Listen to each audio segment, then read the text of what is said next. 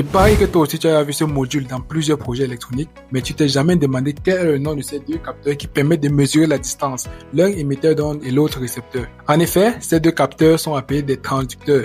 Je me suis toujours demandé qu'est-ce qui se passe si l'on augmente ou diminue la distance entre ces deux capteurs.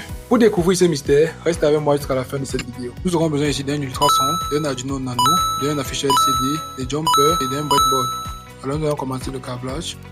Le câblage respectera le schéma ci-dessus. Une fois notre petit câblage terminé, nous allons stabiliser l'afficheur et stabiliser aussi le breadboard pour pouvoir avoir une distance très stable. Ici nous avons 39 cm. Nous allons dessouder ces deux capteurs avec un fer à souder et une pompe à dessouder. Nous mettons des petites remarques pour pouvoir identifier le brochage de chaque capteur. Nous passons directement au branchement des câbles. Ici nous soudons les câbles pour pouvoir connecter facilement sur le breadboard. Ensuite, je place nos deux capteurs sur une plaque de câblage. On repositionne notre module en séparant nos deux capteurs d'une grande distance. On va brancher et puis on va observer. Avec un écart plus grand entre les deux capteurs, ça ne fonctionne pas, les valeurs varient trop. Avec une valeur plus petite, c'est la même chose, les valeurs varient tellement. C'est un échec.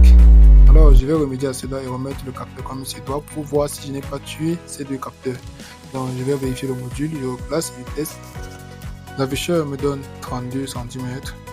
Bon, c'est vrai que la valeur a varié, je ne sais pas si c'est l'inclinaison ou bien le capteur a bougé. Bon, c'est quand même stable. Cette expérience menée était pour un projet de lunettes pour aveugles. Si les capteurs avaient donné avec une grande distance, nous allons placer ces deux capteurs sur les deux extrémités de nos lunettes. Ce projet sera l'objet de notre prochaine vidéo, alors n'hésite pas à t'abonner si tu es nouveau, liker et partager.